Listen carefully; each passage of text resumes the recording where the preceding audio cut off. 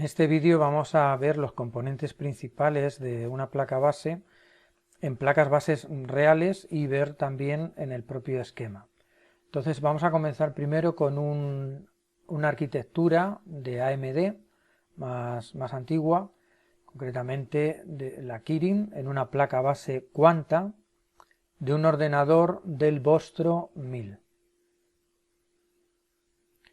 Este ordenador, como vemos aquí en el esquema, tiene la arquitectura, por un lado tiene el procesador, una AMD con socket S1, puede soportar Turion 64, que lleva dos núcleos, dual core, o Sempron de un solo núcleo. El procesador se comunica a través del puerto del bus HT-Link con el puente norte, que va con bolas, es VGA, como vemos aquí, 465, y el norte se comunica a su vez con el sur, con el bus A-Link, a través del bus A-Link, el puente sur, aquí lo vemos, SB600, este chipset, que se comunica a su vez con el KBC mediante el bus LPC. El KBC, por otro lado, lo tenemos aquí unido al flash ROM, que es el BIOS, de donde va a leer las instrucciones para ejecutar todo el proceso de arranque del ordenador y que, bueno, funcione correctamente todo el equipo. Este es el esquema y vamos a ver ahora la placa real. Esta sería la vista superior o top de la placa correspondiente a ese esquema. Una placa de la marca Quanta, como hemos dicho. La marca o nombre del proyecto lo tenemos aquí. Quanta y el nombre del proyecto FX2. Bien, vamos a ubicar el procesador. El procesador, que nos indica que en el esquema viene desarrollado desde la página 3 hasta la página 6, lo podemos ver en esta imagen real de la placa aquí.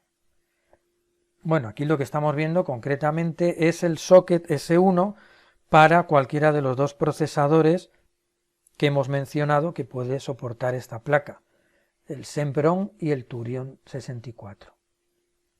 Pero aquí lo tendríamos ubicado.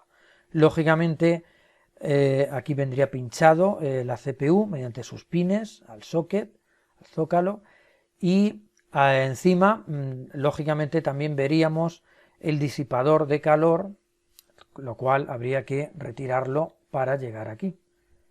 Aquí vemos los tornillos, o sea, los agujeros por donde pasarían los tornillos de sujeción del disipador de calor que iría conectado luego al ventilador para refrigerar este equipo. Volvemos al esquema y aquí tenemos el puente norte RS485 VGA, o sea, está soldado con bolas, que en esta arquitectura se encarga de controlar el vídeo, la señal de vídeo que va a la propia pantalla del ordenador y la señal de vídeo externa, VGA. Recordemos que es un ordenador más antiguo y estos no llevaban HDMI. Por otro lado, vemos aquí que también se ocupaba de controlar PCI Express a través de una tarjeta Express y también la conexión del Wi-Fi a través de un módulo VLAN, también miniCAR, mediante un puerto PCI Express, como vemos aquí.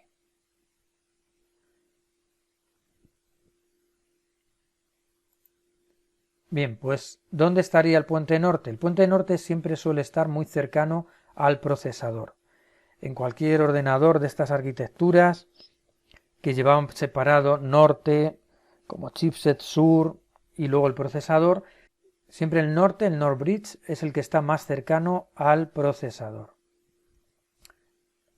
diferenciándolo del sur, que está más alejado. Aquí tenemos el sur, South Bridge, y como vemos está bastante distanciado del procesador. Entonces, para localizarlo en una placa, por un lado tenemos procesador, el que esté más cerquita de él normalmente es el NOR bridge, puede llevar una gráfica dedicada, también podría estar cerca, habría que diferenciar ahí entre la gráfica dedicada y el norte, pero en este caso solo lleva un puente norte, con lo cual es más sencillo. es el único que está más cerca del procesador, del socket. Bien, aquí tenemos el SUR, como hemos dicho. En el esquema, este sería el SUR, que viene explicado en las páginas 14 a 17, y en la placa lo podemos encontrar en la parte superior de la placa base,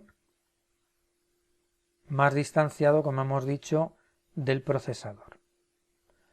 Otro componente importante que podemos ver aquí en la placa, en la parte superior o top, es el BIOS Flash ROM, donde están grabadas todas las órdenes que tiene que seguir el KBC para el arranque del equipo y para, bueno, supervisar todo el funcionamiento del mismo. El Flash ROM BIOS, volvemos al esquema, lo tenemos comunicado lógicamente con el KBC, aquí lo vemos, Flash ROM, página 27, KBC, página 27. Volvemos a la imagen de la placa real. Este sería el Flash ROM BIOS. Luego los veremos con más detalle. Ahora simplemente estamos haciendo una descripción de la parte frontal o superior de la placa base. Otro componente importante que podemos ver en la parte superior de esta placa es el IC de carga o PU1. Este es un circuito integrado que la mayoría de las veces vamos a tener que chequear porque es el encargado incluso de decirnos si estamos recibiendo la tensión correcta a través del conector de carga, del jack DC, y están entrando realmente esos 19 voltios o voltaje principal que entre en la placa base, según el equipo. A través del pin AC-IN nos dará esa información, este circuito integrado, pero también se encarga, lógicamente, por su nombre, de todo el tema de carga de la batería. Entonces, por esa razón está ubicado cerca del conector de la batería, como vemos aquí. IC de carga PU1. El nombre de P1, P viene de Power, U circuito integrado, y el número 1 nos podemos imaginar por qué le han dado este número, porque es uno de los principales y primeros en activarse o funcionar en la secuencia de arranque del equipo. Si ampliamos la imagen, podemos ver aquí el pin 1, identificado con este círculo pintado en la placa. Este sería el pin 1, y aquí vendrían los siguientes, siempre contando en sentido contrario a las agujas del reloj. Aquí lo vemos, PU1, circuito integrado de carga. Está en una zona en la cual abundan inductancias o bobinas de potencia, inductancias magnéticas, que normalmente son las que se emplean como fuentes de alimentación. Intervienen en las fuentes conmutadas y son las que se van a estar cargando y descargándose, suministrándonos la energía, la tensión, ya la tensión que necesitamos para otras partes de la placa base. Por ejemplo, para alimentar pues el propio KBC, para alimentar el BIOS, puente SUR, memoria RAM, etc. Y a su vez vemos que está bastante cerca toda esta zona, por decirlo así, industrial, factorías que generan las tensiones que necesitamos en la placa para que funcione, muy cerca del conector de batería. El P1, ¿dónde lo podríamos ubicar aquí en este esquema? Pues tenemos dos formas, o escribir directamente en el buscador del PDF PU1,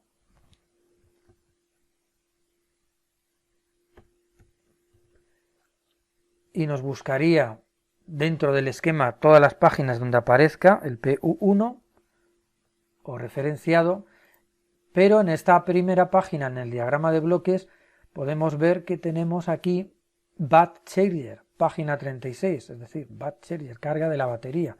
Lógicamente, si ese circuito integrado, el PU1, como estamos viendo, es el de la carga de la batería, pues en la página 36 de este esquema podemos encontrarlo. Y en esta página 36, como vemos, aquí en el título Charger Max 8731. Y podemos ver, aquí tenemos el circuito integrado, el PU1, esta señal de salida que pasa a través de estos MOSFET y viene a esta inductancia magnética que se va a cargar y descargar. Podemos ver este circuito integrado, el PU1, va a activar estos MOSFET para cargar y descargar esta bobina o esta inductancia. Aquí podemos ver cómo a la salida de la bobina tenemos aquí el voltaje de carga, el VCHG, voltaje de carga. Este integrado se ve que perfectamente es un cuadrado,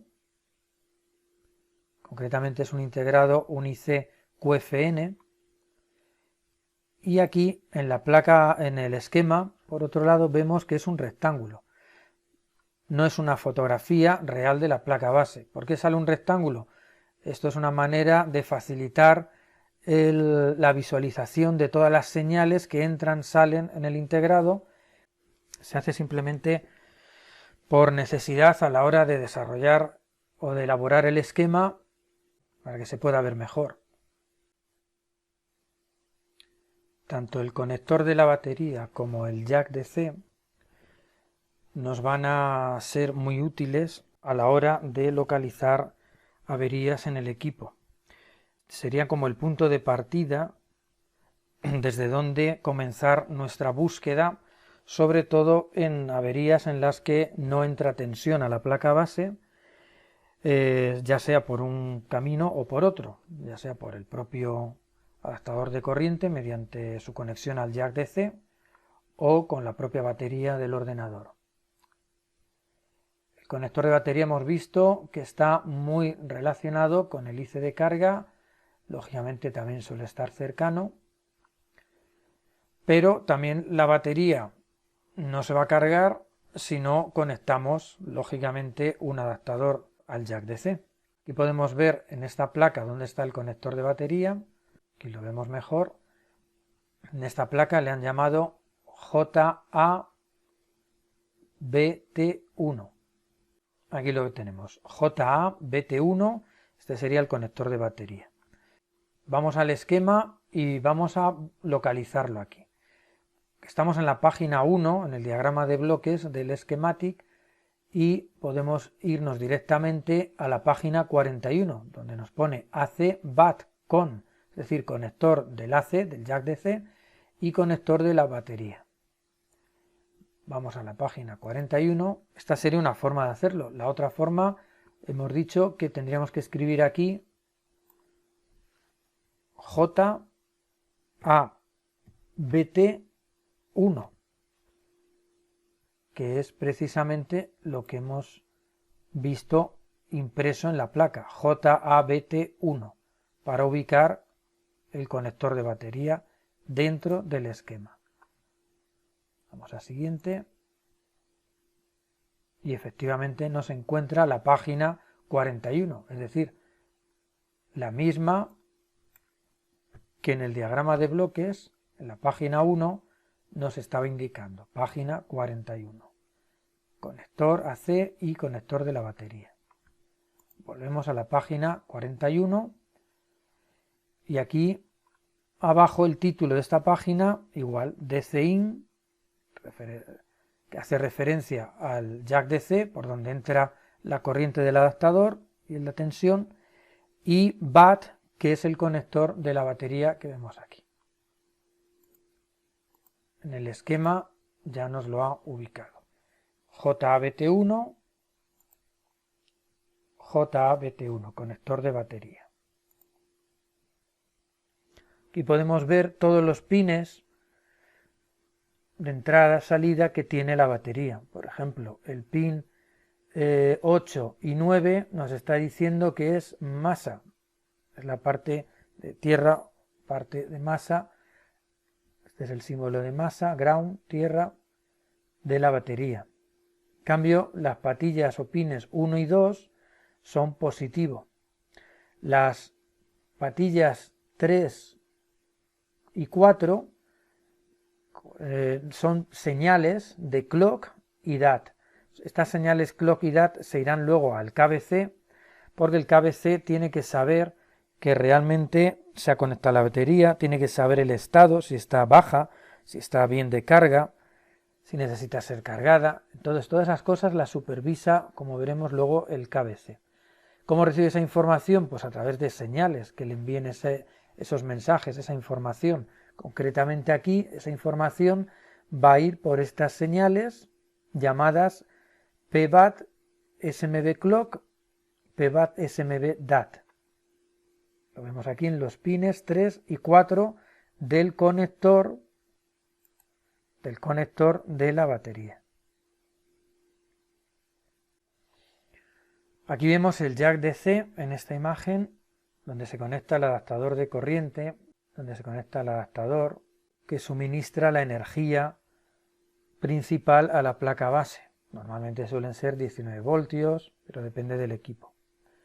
¿Dónde estaría ubicado en el esquema? Pues precisamente en la misma página, en la página 41 que estábamos viendo. Si vamos más para abajo, nos encontramos con JDCIN1, la marca Foxconn y la referencia de esta pieza, el jack DC. Los pines que lleva 9 pines también, la mayoría de masa, que son de sujeción a la placa, atraviesan la placa, son THT, y a la vez sirven pues de conexión a masa, a tierra. Y por otro lado tenemos aquí el 2 y el 3, que son el positivo, donde va a tener el nombre de la señal principal de entrada de tensión y corriente a la placa. Esta sería la vista real. Aquí vemos un fusible, el FL1, este fusible que está tan cercano al jack DC, lo tenemos aquí, FL1. FL1 son fusibles bobinas o inductancias. Aquí la función que tiene, pues lógicamente, de protección de entrada al circuito, actuando como filtro. Y para eliminar las interferencias EMI electromagnéticas que nos pueden venir del propio adaptador de corriente. ¿Qué más componentes podemos ver en esta placa? Bueno, pues aquí tenemos el IC de audio, por ejemplo, cercano al puente sur. Recordemos que el puente sur, en la página 1, aquí lo teníamos ubicado, conectado al KBC y conectado al norte como componentes principales. Lógicamente tienen señales de prácticamente todos los buses y dispositivos que tiene la placa base, que van conectados en la placa base, como la tarjeta de audio, la tarjeta de red. Aquí vemos el conector RJ45, este sería el circuito integrado que se encarga de la red, la conexión IDE o SATA para disco duro. Todo eso lo supervisa el puente sur. Aquí tenemos al puente sur y, como vemos, cercano está el IC de audio, sería como la tarjeta de sonido de este ordenador, el IC de audio, que también va a estar cerca de los jack de audio de entrada y salida, lógicamente. Por otro lado tenemos aquí el integrado que se encarga de lo que es la conexión por cable, por red, a través del RJ45, que es este conector, para conectarse a internet. Todo esto, todos estos circuitos integrados, el de audio, el de red, son los que estamos viendo aquí. Este sería el de red y este el de audio. Conectados, como vemos por aquí, por estos buses, al chipset, al puente sur, Southbridge. Aquí vemos el de red.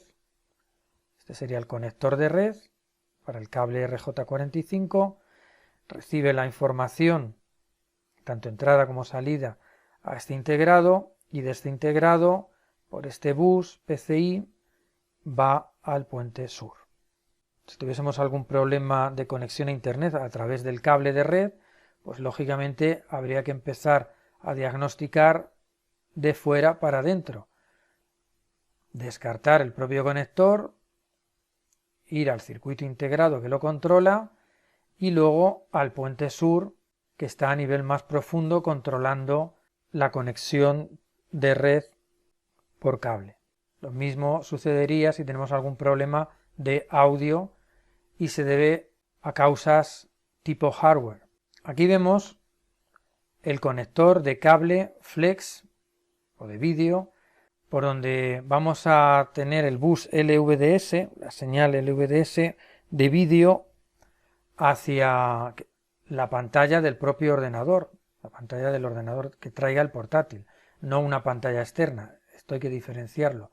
Aquí se refiere a la pantalla del propio ordenador.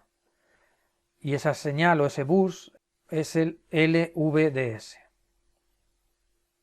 No la confundamos con la salida VGA, que es otro tipo de señal, pero externa. Es para sacar vídeo externo. En cambio, la LVDS es para vídeo a la propia pantalla del portátil. ¿Cómo localizamos? Si tenemos alguna avería de que no tenemos vídeo en pantalla, el ordenador enciende, vemos vídeo a través de salida externa, pero en la propia pantalla del equipo no tenemos vídeo.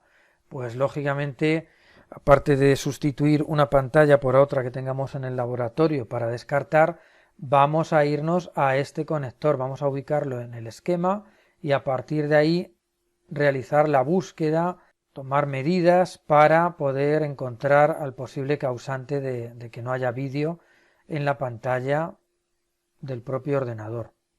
¿Cómo localizamos? Pues igual, buscamos la referencia que nos hayan indicado aquí en la placa.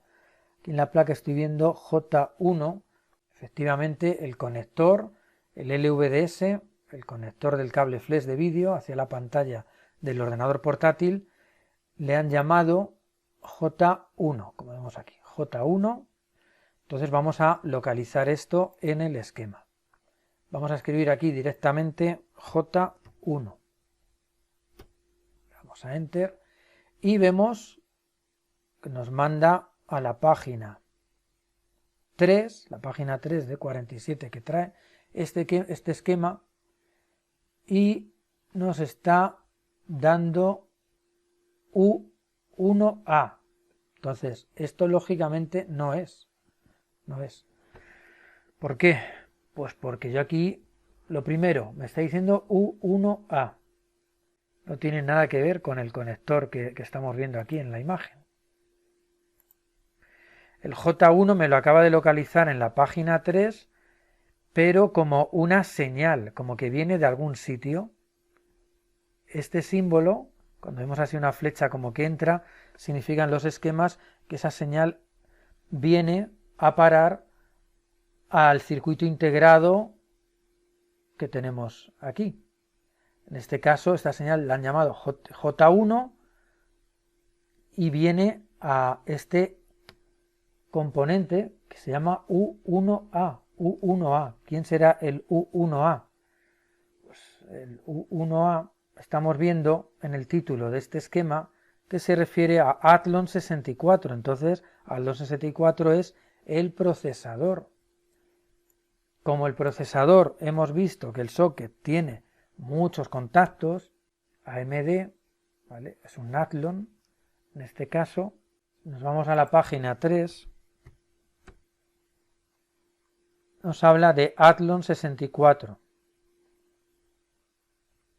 Es decir, concretamente esta versión, esta revisión del esquema nos está indicando que un Athlon 64 S1 es el procesador que lleva este equipo.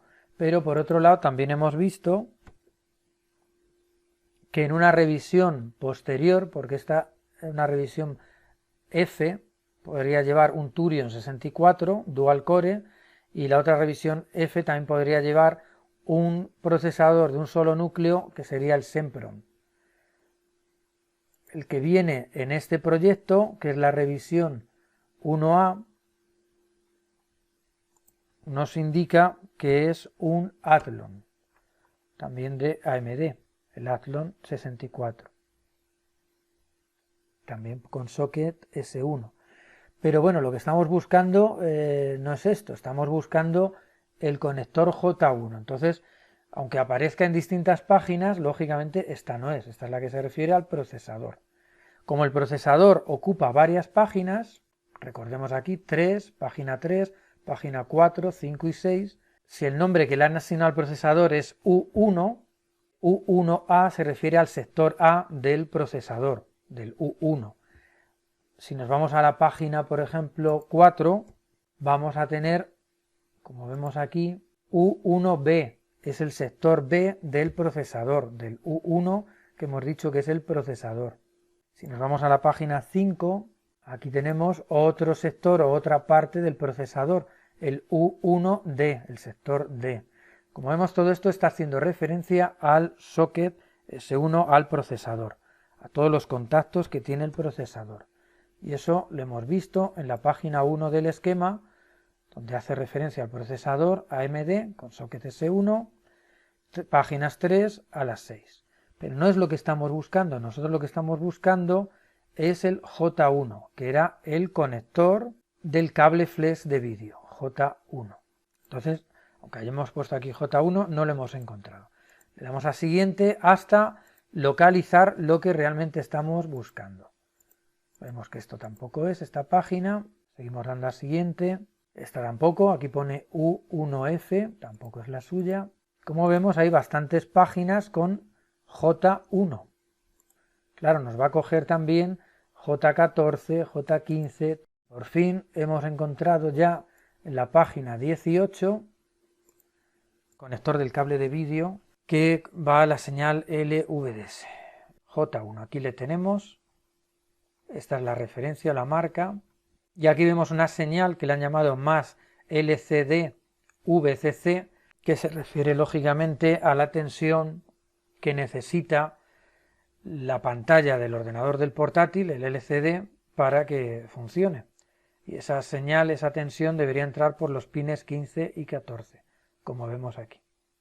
Si tenemos algún problema, que no se ilumina la pantalla o que no hay vídeo en la pantalla, pues aquí tenemos todas las conexiones que hacen referencia al LVDS, al bus de vídeo que se envía desde la placa base a la pantalla del ordenador portátil, donde se conecta el cable flash. Ya hemos ubicado en el esquema el componente que vemos aquí en la placa base, el J1, que es el conector LVDS. Si vamos al título de esta página, veremos cómo nos pone la marca, Quanta, el título de la página LCD con conector LCD. Como hemos visto, hemos tardado un poco en encontrarlo porque J1 había bastantes referencias con J1. Otra manera de haberlo localizado más rápidamente sería ir al diagrama de bloques y buscar por aquí a ver dónde puede estar algo relacionado con el conector del cable flash. Vemos que el norte era el que controlaba el vídeo, de aquí salía la señal LVDS y vemos que nos manda precisamente a la página 18 donde está el conector pues hacia la pantalla del portátil. Ponemos la página 18, volveremos más rápidamente a donde estaba precisamente el conector J1 del cable flash de vídeo. Esta es la referencia del conector en caso de que hubiese que pedirlo. Y aquí lo tenemos ubicado en la placa. J1, la asignación que le han dado en esta placa.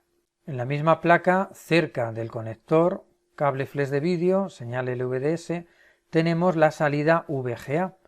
Aquí vemos el típico conector VGA. Si tenemos algún problema de que no tenemos vídeo externo, vemos perfectamente en la pantalla del ordenador portátil, pero no tenemos vídeo externo a través de su salida, en este caso sería una salida VGA, en otro equipo podría ser HDMI, podríamos empezar la búsqueda del culpable yéndonos al esquema, donde viene el diagrama de bloques, y buscamos lo que nos interesa. No tenemos vídeo externo, entonces es la salida VGA, es la que hace referencia al vídeo externo. Recordemos que LVDS es la señal de vídeo hacia la pantalla del propio portátil, pero si es una señal de vídeo externo, hacia afuera del equipo, como en este caso VGA, parte del norte, VGA, y sale a través del conector VGA.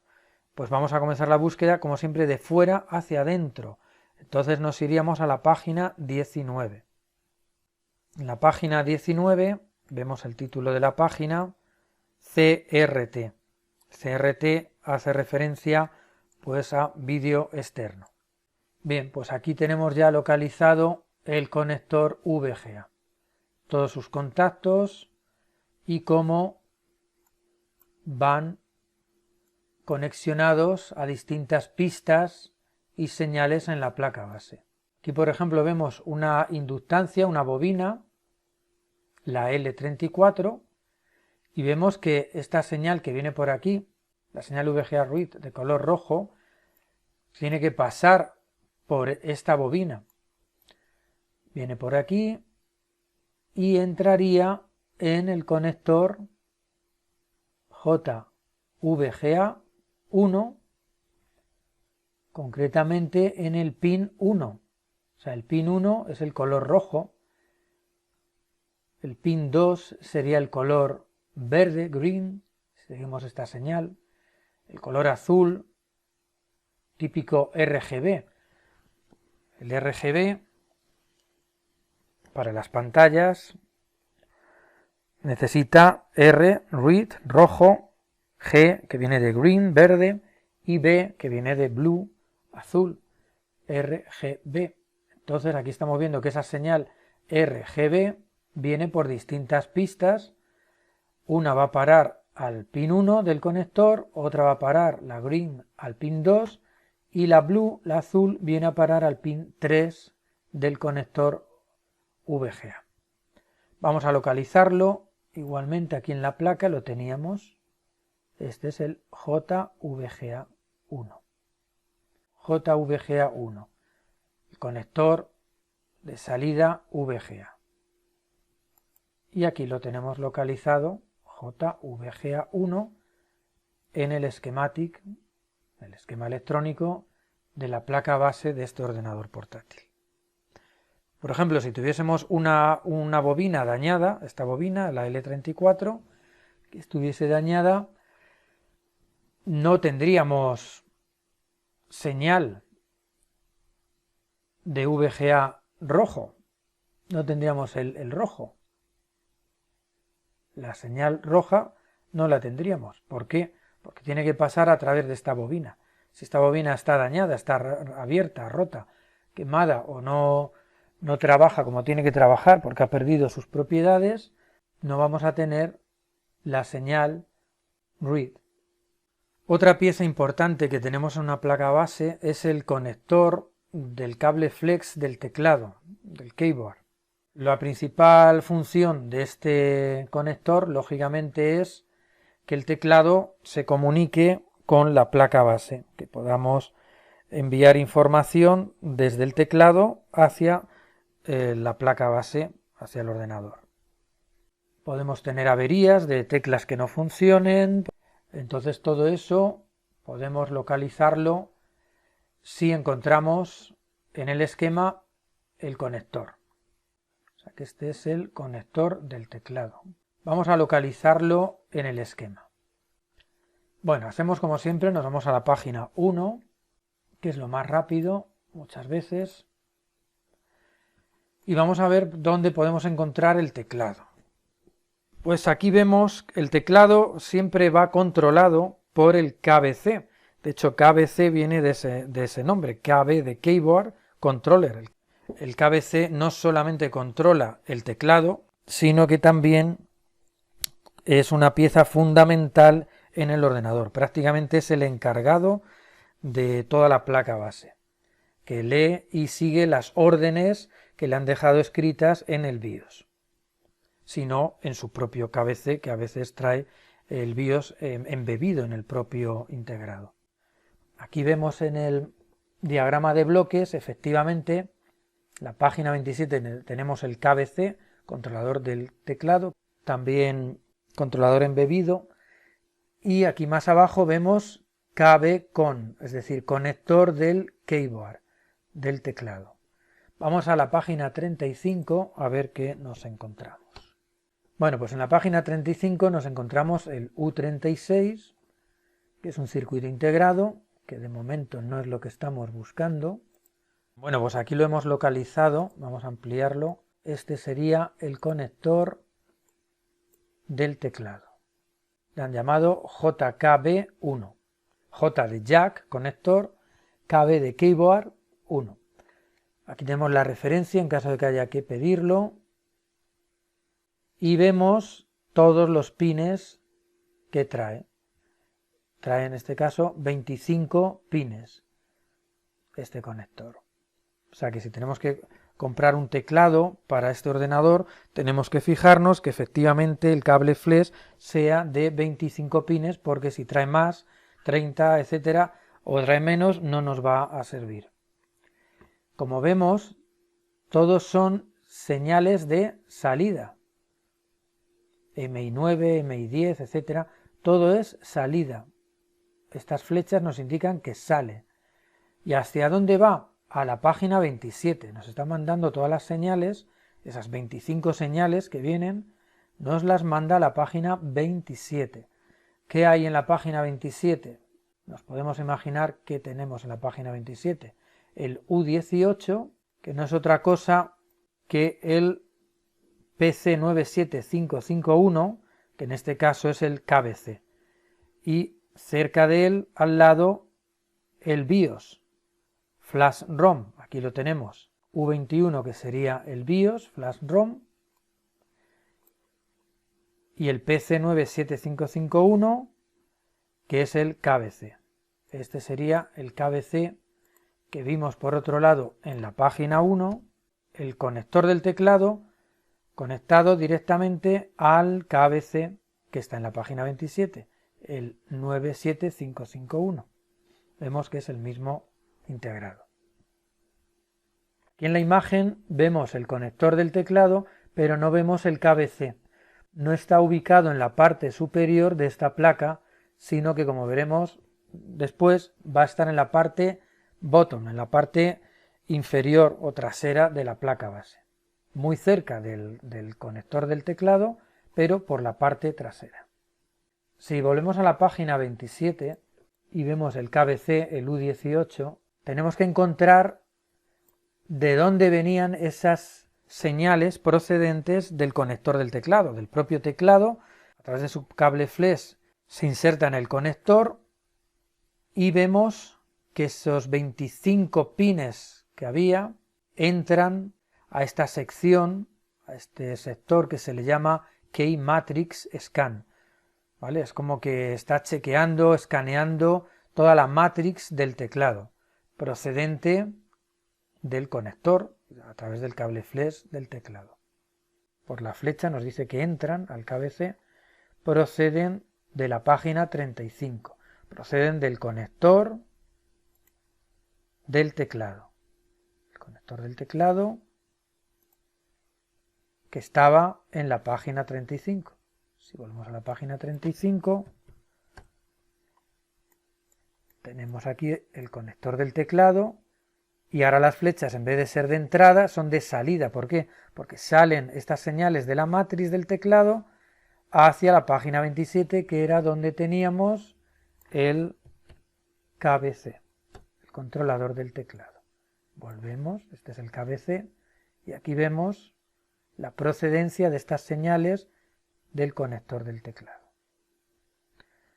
Entonces, un fallo de, por ejemplo, que no aparezcan teclas al escribir, si hemos cambiado ya el teclado, hemos verificado el cable flex del teclado y todo está correcto, podríamos sospechar del propio KBC. El propio KBC podría ser causante de que, aunque cambiemos teclados en un ordenador, siempre estén fallando algunas teclas, no aparezcan, incluso en distintos sistemas operativos, pero no aparecen esas teclas. ¿A quién podríamos achacarle esa avería? Pues precisamente a quien controla el teclado, quien recibe esas señales de la matriz del teclado, que es el KBC, como estamos viendo en esta página 27 del esquema. El U18 en este ordenador. Vemos también aquí en la placa, en la parte superior o top de la placa, el soporte de la pila del CMOS, que llamamos RTC. Esta pila típica de 3 voltios mínimo que tiene que tener para que el CMOS guarde la información como es la fecha, la hora, es decir, esa información accesible que tenemos cuando accedemos con el ordenador ya encendido antes de que cargue el sistema operativo, cuando podemos entrar en el CMOS del BIOS y configurarlo, entre otras cosas, tanto la fecha, hora, control de algunos dispositivos, etc.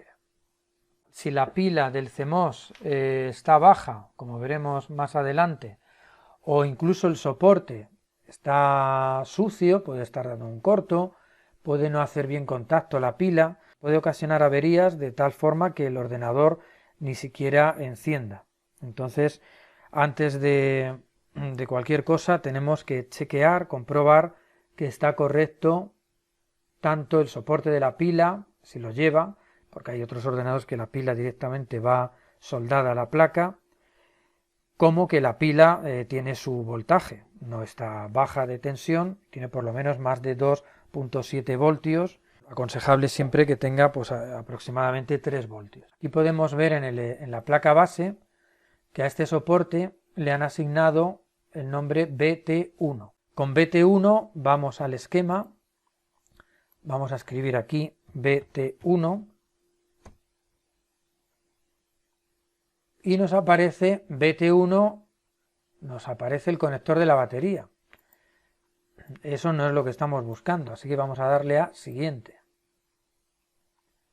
BT1, aquí lo tenemos, RTC, ya lo hemos localizado en la página 14, el BT1.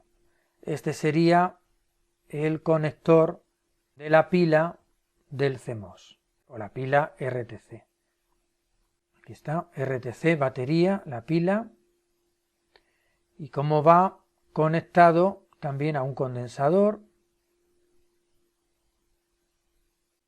pues aquí lo tendríamos ubicado en el esquema.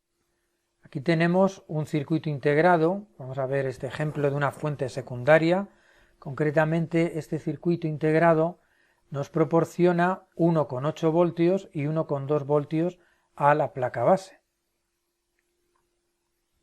Si este circuito integrado estuviese dañado o no funcionase, no tendríamos 1,8 voltios ni 1,2 voltios en la placa, con lo cual seguramente no arrancaría el ordenador y tendríamos que solucionarlo. Vamos a ubicarlo en el esquema. Bien, este circuito integrado que nos proporciona 1,8 voltios y 1,2, como hemos dicho, es el PU6. Aquí lo vemos en la placa base, PU6. Este punto nos indica que sería este el pin 1 del integrado. PU6. Vamos a buscarlo en el esquema, escribimos PU6. Y aquí lo tenemos en la página 39, circuito integrado PU6. Como vemos, por un lado nos va a proporcionar, nos va a suministrar 1,2 voltios, como hemos dicho. Los vamos a poder medir en esta bobina, esta inductancia magnética PL7. Y podemos ver que realmente hemos conseguido en estos condensadores también, podemos medir 1,2 voltios que nos va a suministrar este circuito integrado.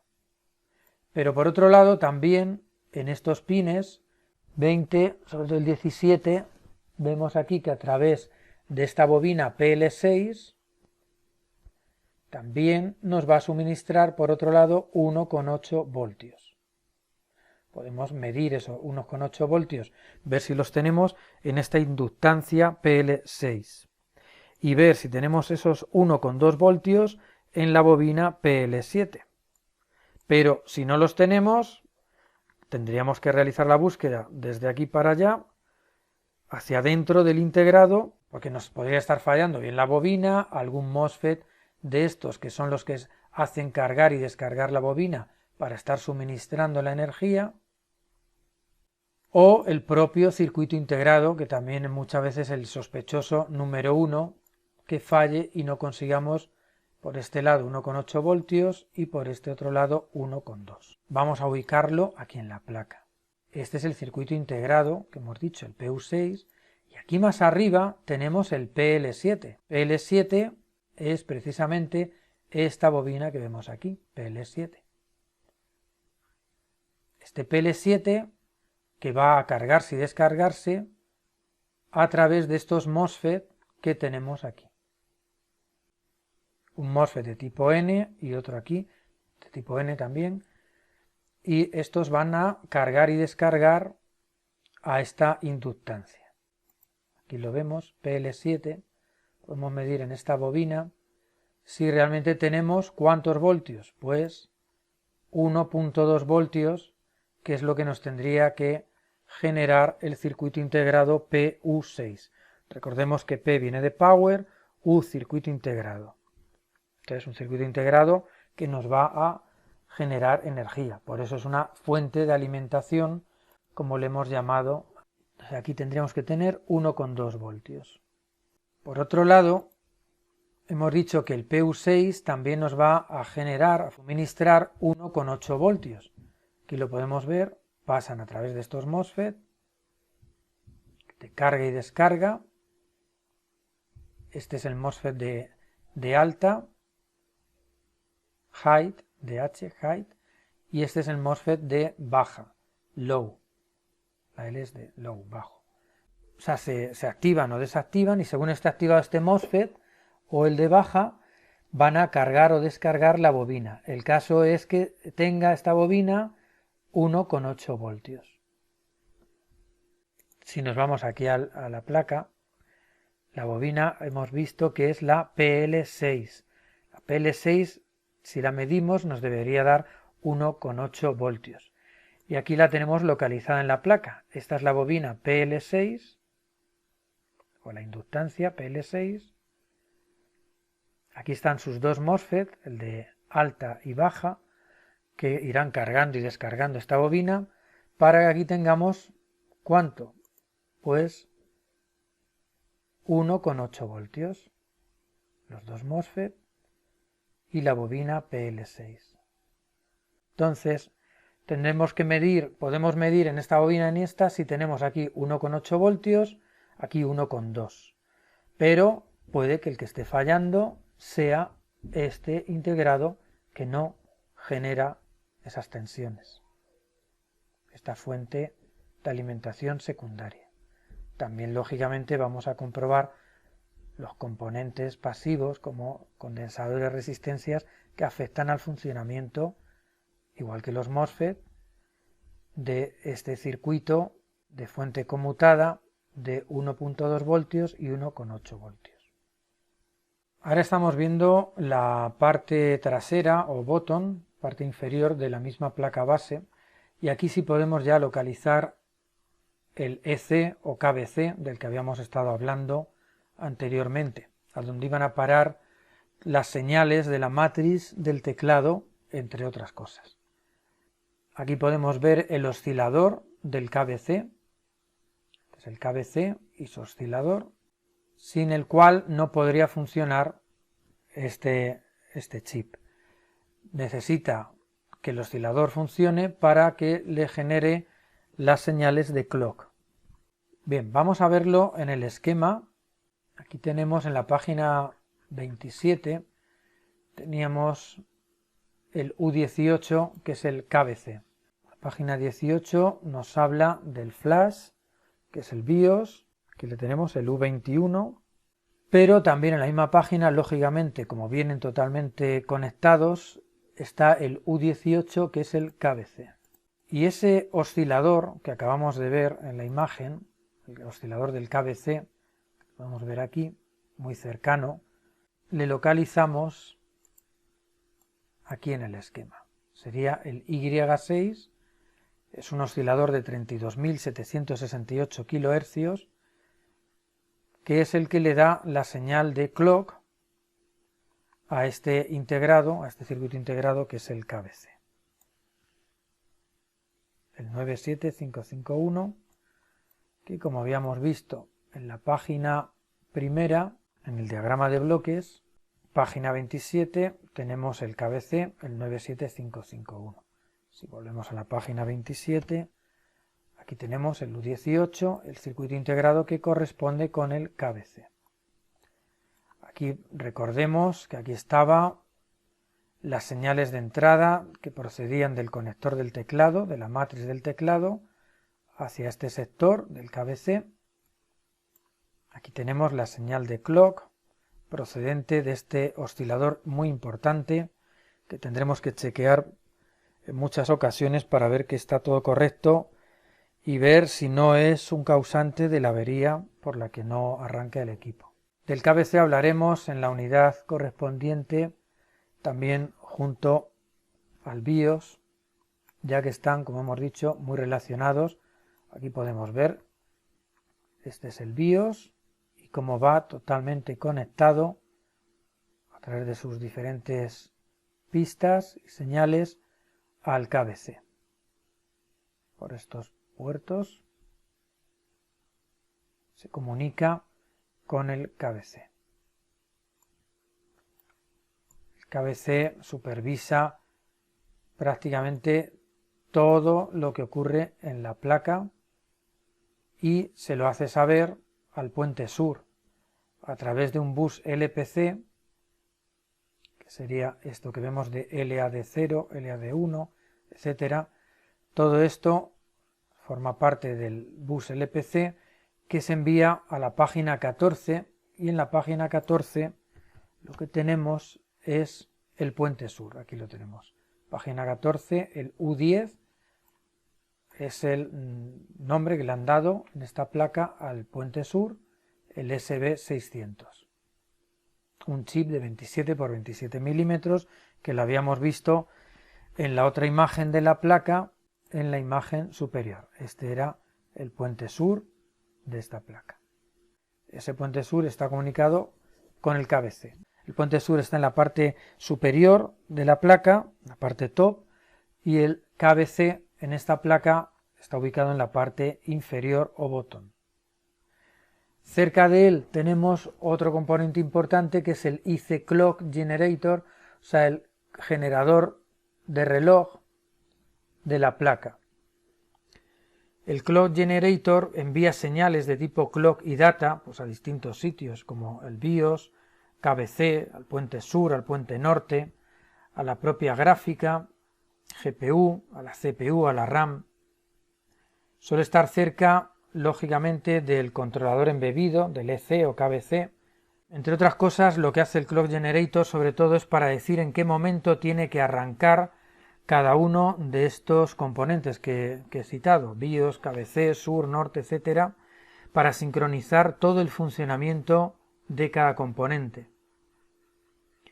Una avería que puede presentarse en un equipo es que la placa enciende pero no calienta nada. Hay tensiones, pero nada se calienta, alimentando sí, pero no trabaja, con lo cual no se calienta. Y es una causa puede ser debida a que esté fallando el chip del reloj, el Clock Generator. Al lado tiene, como hemos dicho, su cristal, que sería este, el oscilador, que viene representado con letras X o Y, como hemos visto también en el KBC, que sería un cristal de cuarzo. Vamos a ver en el esquema el IC Clock Generator. Volvemos a la página 1 y aquí en el diagrama de bloques podemos ver que tenemos clocks, precisamente en la página 13, clocks. Vamos a la página 13 y en la página 13 nos encontramos el U8. Este circuito integrado, podemos ver el título de la página aquí abajo y vemos que efectivamente pone Clock Generator.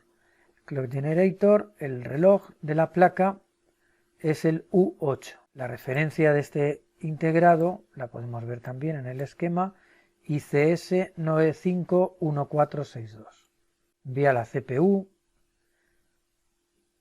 al norte, al sur, a través de estas señales. Las señales SMB Clock y SMB DAT, que habíamos dicho que son muy importantes para la carga y descarga de la batería.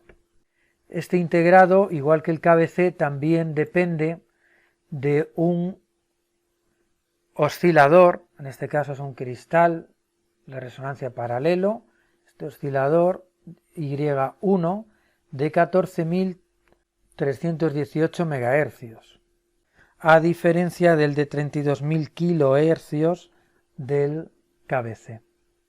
Si este oscilador, este cristal, no funciona, no tenemos señal clock en este integrado y por tanto no funcionaría correctamente. Para diagnosticar averías y hacer comprobaciones vamos a tener que chequear este oscilador al igual que distintas señales en el U8, que es el IC de clock. Otro componente que vemos aquí serían los slots de las memorias RAM. Aquí en estos slots es donde van pinchadas las memorias, sean DDR1, DDR2, DDR3, etc. Este ordenador, como es más antiguo, son memorias de tipo DDR2. Habíamos visto aquí en el esquema, en la página 1, memorias de tipo DDR2. Tenemos el SODIN 1 y SODIN 2. SODIN 1 y SODIN 2, esos slots, son los que tenemos precisamente aquí.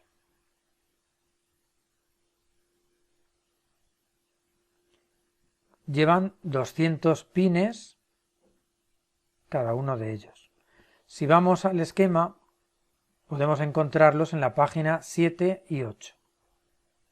Vamos a la página 7 y efectivamente aquí tenemos el SODIN 1, JDIN 1, vendría en la placa, y el JDIN 2, que haría referencia al SODIN 2. Ambos necesitan recibir 1,8 voltios para que la memoria RAM funcione en el equipo. Es decir, que si no tenemos 1,8 voltios en la placa, pues ahí ya tendríamos una avería. Puede que tengamos bien las memorias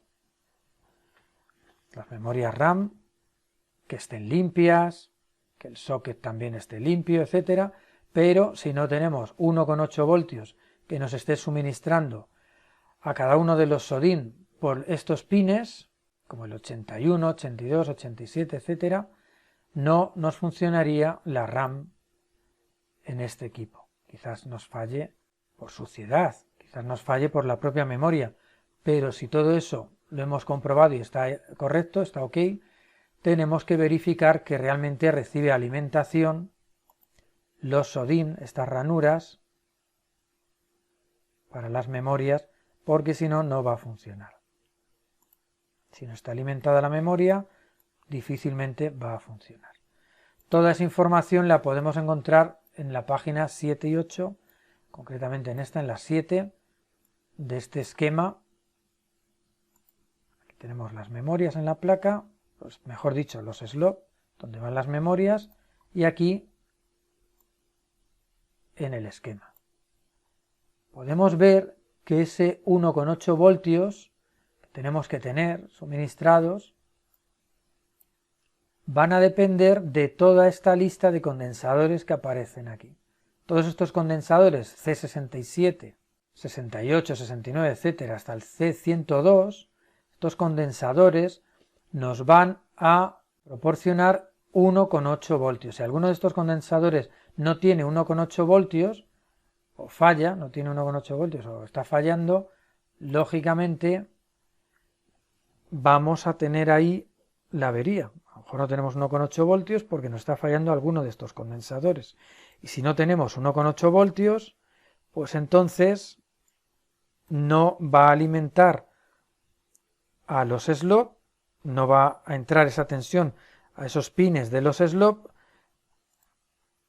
que tenemos aquí, y por tanto las memorias RAM tampoco van a estar alimentadas, con lo cual va a ser la causa de la avería.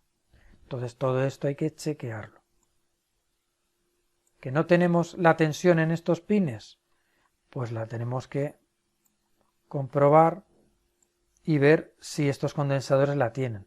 Que tampoco la tienen, habría que buscar la fuente que genera esa tensión, que la habíamos localizado en la placa anteriormente, en la vista top, aquí concretamente, fuente secundaria de 1,8 voltios, pues esos 1,8 voltios los vamos a necesitar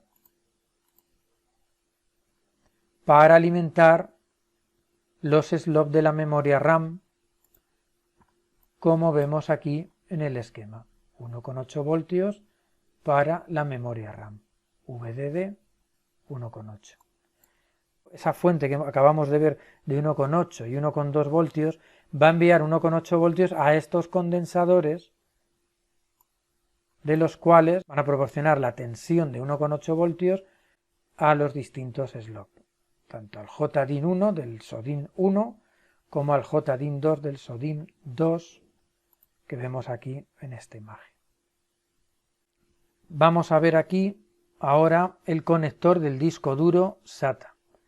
Este conector del disco duro SATA podemos ubicarlo también en el esquema.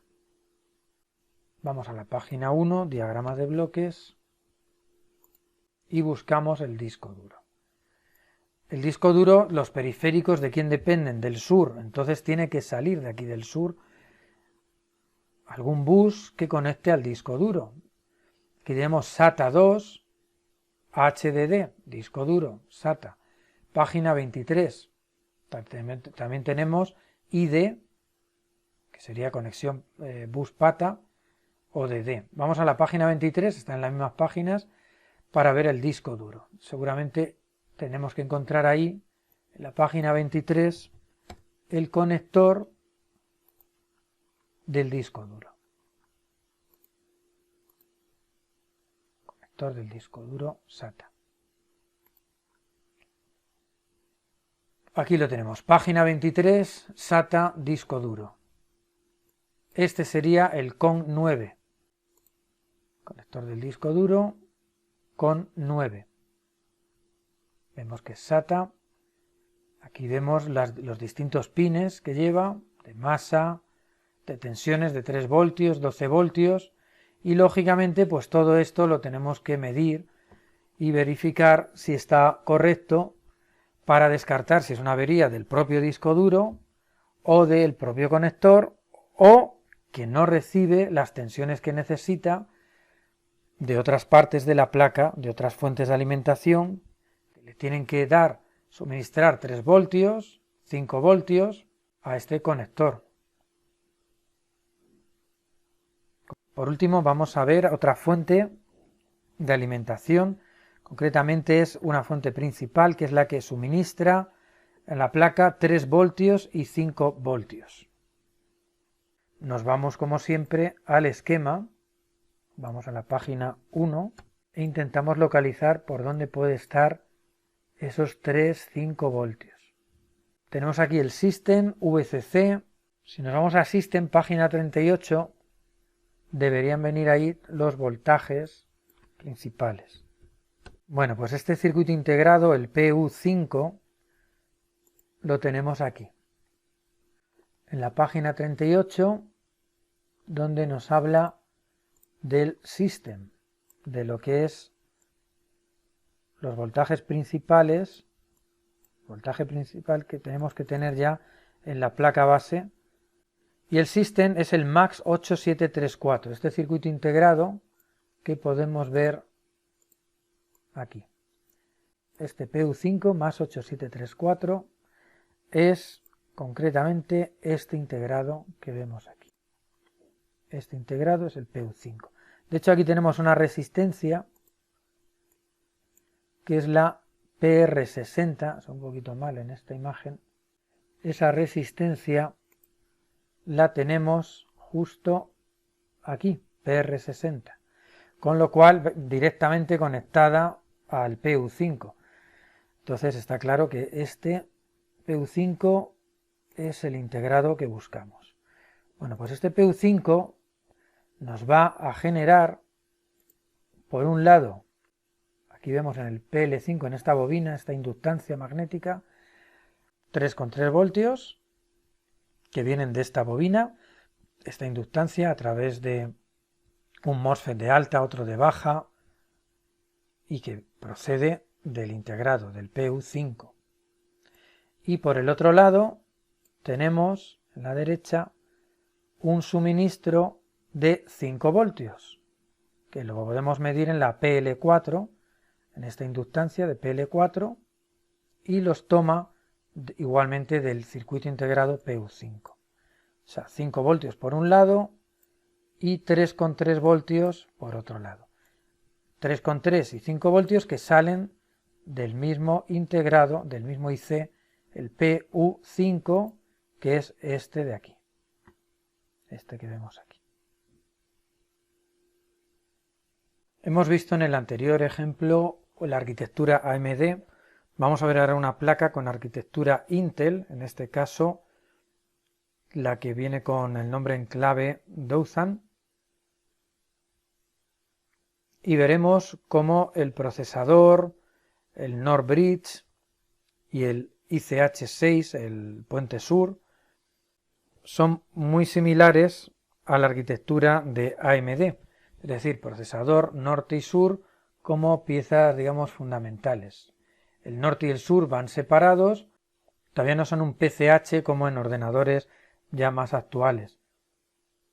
Aquí tenemos el esquema, el proyecto Morar del fabricante Wistron Corporation, y vemos que efectivamente es la misma arquitectura. El nombre en clave es el mismo que el que vemos aquí, Dothan. El NOR Bridge, puente norte, que en este caso, a diferencia de la otra arquitectura de AMD, controla la memoria RAM, ya no la controla el procesador, que el procesador, digamos, que está libre de estar controlando y supervisando la memoria RAM. Directamente se encarga de ese trabajo el puente norte, igual que del tema del vídeo, señal hacia la pantalla del portátil LVDS y señal de vídeo externa RGB. Por otro lado tenemos el puente sur, un ICH6 de Intel. Vemos aquí en la arquitectura que así es. Procesador, puente norte, Alviso, ICH6M, que este es el puente sur. Tenemos también una cosa importante. Aquí tenemos el KBC de la marca N, vamos a ampliarlo, pero también tenemos aquí otro integrado de la misma marca, N. Esto, si lo vemos en la placa base, nos podría dar confusión.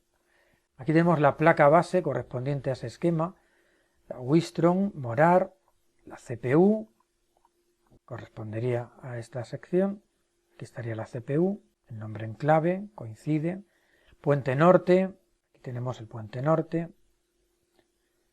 puente sur siempre más alejado del procesador. Recordemos que el puente norte siempre está cercano al procesador. Y aquí es donde puede venir la confusión. Tenemos este circuito integrado con muchos pines de la marca N, que es una marca típica de KBCs o ECs, controladores embebidos. Pero en este caso, este no es el KBC, simplemente es un CAR bus que es CB1410 que se va a encargar de ciertos dispositivos, pero no es el KBC. De hecho, se ve que está muy alejado del BIOS y normalmente el KBC está próximo al BIOS porque tiene muchas conexiones. Si vemos la parte inferior de la placa base, aquí podemos ver la vista bottom o inferior, y en este caso sí tenemos el KBC, pero también es la marca N, en este caso es el N3910, el KBC. Este sí es el KBC, viene por la parte inferior de la placa base. Si volvemos al esquema, tenemos que aquí el KBC KB3910. ese es el integrado, KB3910, justo este de aquí.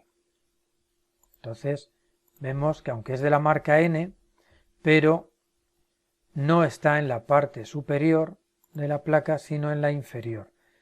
Justo detrás del BIOS, que como hemos dicho, el BIOS está aquí, vemos la vista trasera de la placa, justo debajo tenemos el KBC. Si vemos este hueco, ese hueco sería este de aquí. Tenemos el BIOS arriba y debajo el KBC. No nos confundamos con este otro integrado que tiene muchos pines, se asemeja bastante al KBC, pero no lo es. ¿Cómo sabemos que no lo es? Pues porque nos lo dice el esquema. El 3910 sí es el KBC, al cual va conectada el BIOS por el XBus, y en cambio el NCB1410 también va al sur, igual que el KBC, pero no es el KBC propiamente dicho. Entonces esto hay que tenerlo en cuenta para no equivocarnos cuando veamos chips o integrados muy similares, de la misma marca y prácticamente el mismo aspecto, como vemos aquí.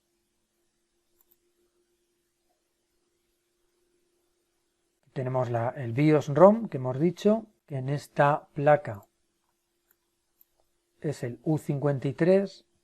Si nos vamos en el esquema a la página 31, deberíamos encontrar el BIOS y efectivamente aquí lo tenemos. U53, este es el BIOS. Este es el circuito integrado, el BIOS, que le tenemos aquí. Y que es el que va conectado, que tiene muchas conexiones directamente con el KBC, como hemos visto. Todos estos pines van a la página 29, 29, 29, 29, 29, todo 29. ¿Y quién está en la página 29? El KBC. KB3910. Página 29, el U14. Aquí tenemos el KBC.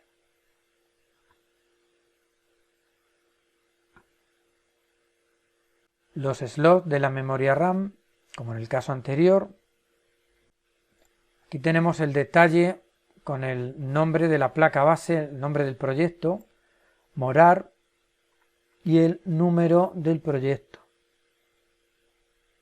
Esto es lo que tendríamos que poner en Google para buscar el schematic y descargarnos justo, pues, como este schematic que tenemos aquí. Y lo hemos localizado gracias a Morar, que es el nombre del proyecto de esta placa, con el código 914E101, que lo podemos ver aquí. 4E101, puede cambiar un poquito esto, a lo mejor por la revisión, por la versión, pero aquí tenemos 4E101, 4E101.001, y sobre todo, esto es lo más importante, Morar, que es el nombre también que le han dado Wistron Corporation, le ha dado este nombre a esta arquitectura, a este esquema. Morar, lo vemos aquí. Entonces en esto hay que fijarse en el código de proyecto y en el nombre del proyecto que le han dado. Aquí tenemos la imagen de otra placa base, un HP DV2000. Aquí iría el procesador. Este sería el puente norte, que a su vez tiene funciones de gráfica. De hecho, podemos ver aquí al lado una memoria de vídeo, es una memoria para no saturar la memoria RAM. Entonces, todo el tema de vídeo en este ordenador, de este chip gráfico, va a ir pasando todos esos datos a la memoria de vídeo para liberar memoria RAM. Este puente norte, por tanto, es norte y a la vez gráfica. En este caso, con la ayuda de una memoria de vídeo que ha puesto el fabricante. Por otro lado, tenemos aquí el KBC, el controlador embebido, los slots o ranuras de la memoria RAM, donde va la pila del CMOS, la pila RTC, conector de batería. Este sería el IC de carga. Tenemos aquí dos bobinas, dos inductancias magnéticas de potencia que lógicamente van a tener la tensión que salga de este IC de carga, como vimos en el ejemplo anterior. Aquí tenemos el jack DC por donde entraría la tensión principal para alimentar a la placa base, el circuito de protección a la entrada de la placa. Aquí tenemos otro ejemplo, otra placa base distinta, donde podemos ver el KBC, en este caso es de la marca ITE, el conector del teclado. Esta es la parte superior de esta placa. Podemos ver la CPU pinchada en su socket. Este que sería el puente norte, lógicamente, ¿por qué? Porque está al lado de la CPU. Esta placa vendría preparada para soportar una gráfica dedicada con sus respectivas memorias de vídeo, pero no las trae. La han fabricado así para en otras versiones incluirlo, pero en esta concretamente no lo han incorporado. Simplemente tenemos el norte que aquí hará funciones de gráfica. Tenemos aquí los SODIMM 1 y SODIMM 2, las ranuras de la RAM, el puente sur, siempre situado más lejos del procesador que el puente norte. Aquí tenemos un oscilador cristal que generará las señales de clock para que funcione puente sur. Inductancias, condensadores electrolíticos, SMD. Inductancias, estos son siempre inductancias de potencia que nos van a dar tensión y sobre todo por la ubicación seguramente a lo que es el procesador y el puente norte. Siempre que veamos bobinas de este tipo, inductancias de este tipo, son las que vienen de las fuentes que alimentan a componentes importantes como puede ser el sur, el norte, procesador, carga de la batería. Aquí tenemos en esta imagen, podemos ver la pila RTC, otro ejemplo de una placa de la marca Compal. Precisamente sabemos que es Compal porque empieza por LA y lleva este código. Aquí tenemos la memoria RAM, tenemos el KBC y esto que vemos aquí es el procesador. No vemos por ningún lado puente norte ni puente sur en esta vista superior de la placa. Aquí tenemos un circuito integrado, el U56, que va a ser BIOS. En esta placa, como vemos, por la parte trasera no lleva ni puente norte ni puente sur y solo tenemos en la parte de arriba un chip que va soldado VGA, el BIOS, que lo tenemos aquí al lado, KBC y nada más, memoria RAM. Entonces, una pregunta que podríamos hacernos, ¿dónde está aquí procesador norte, sur? Bueno, pues esta es una arquitectura que no es como las otras, no tiene puente norte, no tiene puente sur diferenciado. Todo se integra en este chip que tiene tanto el procesador como lo que es el PCH, que incluye norte y sur. Todo está ubicado en este componente. Con lo cual aquí es más fácil, digamos, la diagnosis, porque cualquier cosa que falle, casi todo va a depender o bien de este o del KBC. Vamos a localizar el esquema de esta placa Compal LA A994P. Compal LA A994P es este. Ya es una arquitectura más moderna, 2014. Todo va a parar a esta pieza, a este componente. Vídeo,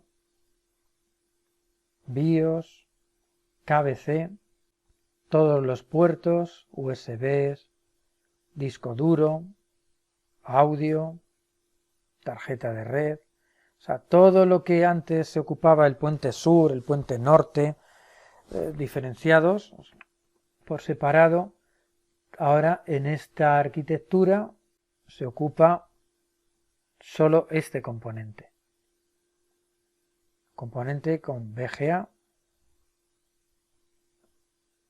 y lógicamente pues desde la página 6 a la 13 nos explica todo lo que controla. Como controla tantas cosas, tantas secciones, tantos dispositivos, han separado, han cogido el integrado, el chip, y lo han dividido en sectores. Entonces por eso tenemos el USOC C1D, USOC C1C, USOC C1A, como vemos aquí, etc. Sectores o partes del mismo componente. En estos ordenadores, analizar o detectar una avería, casi siempre vamos a tener que hacer algún proceso de soldadura VGA, bien o para sustituir este chip o para revisar la soldadura, ya que prácticamente todo depende de este componente. Siempre habrá que descartar el controlador KBC, que interviene en el proceso de arranque, y el BIOS. Entonces, este componente sería este que vemos aquí. Procesador, que lleva ya incorporado el norte y el puente sur, todo en el mismo chip. El KBC, que lo tenemos aquí, que sería este de aquí, página 26, y el BIOS, que lo tenemos aquí, sería este. SPI, que es el bus característico del BIOS, y por otro lado el KBC. Aquí va separada la BIOS del KBC porque va directamente al chip Valley View M.